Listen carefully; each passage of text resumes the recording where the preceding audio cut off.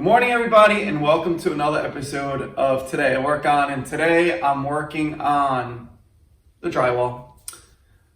And the drywall that I installed in this barn is something called green board, which is also called mold resistant and moisture resistant drywall. Now, that doesn't mean much. I still treat it as regular drywall in the most part because gypsum is in the white board and the green board.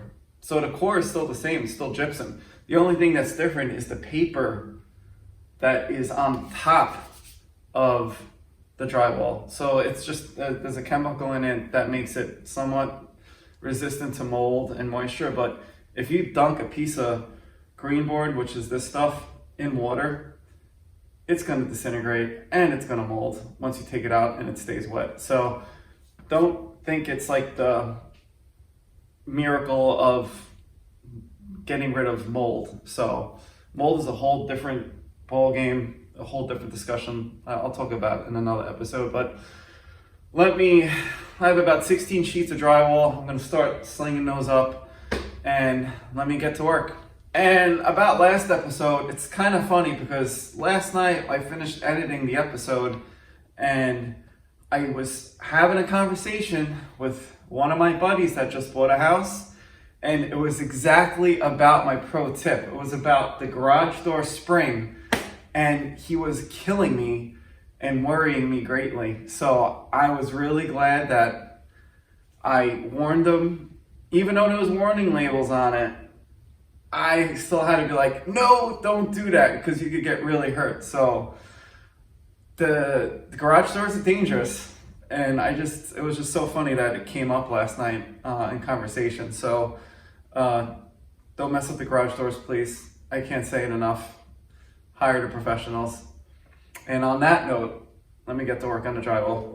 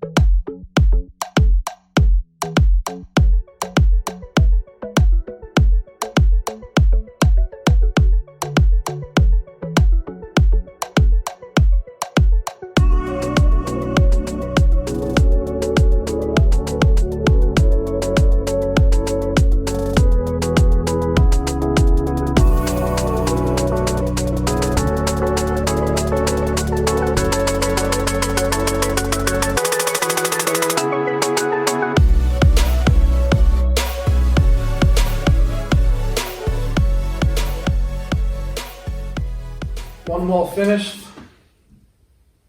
Gonna start working on the second wall. It's only 1, 2, 3, 4. It's basically 5 sheets, so it goes up pretty quickly. Let me get to work.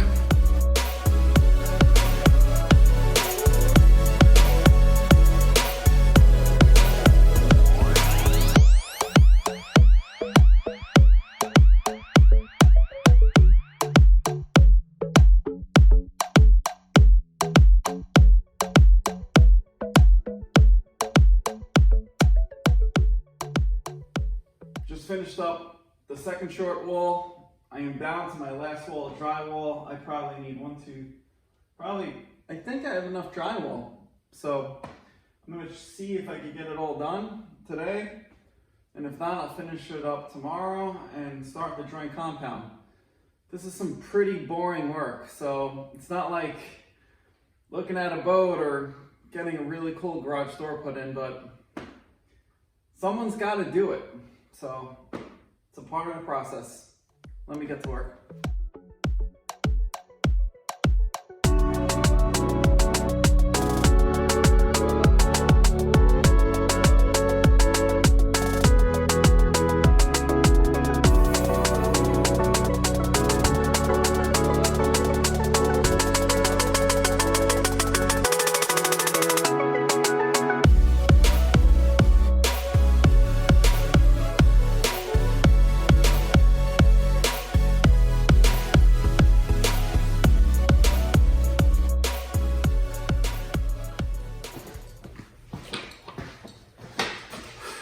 morning, everybody. It's another day.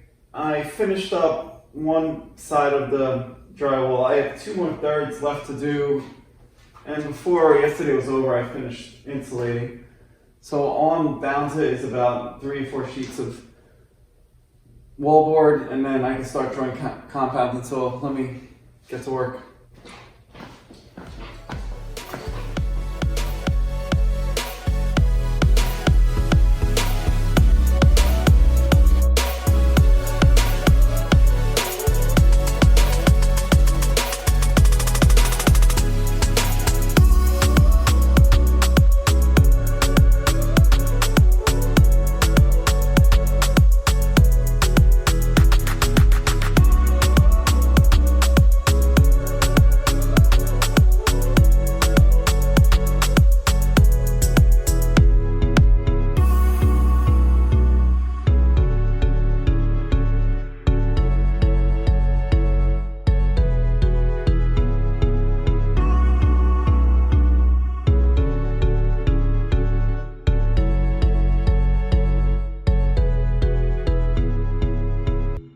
I'm done with drywall, which makes me super excited because it's one step closer to actually organizing the garage and making it however I want.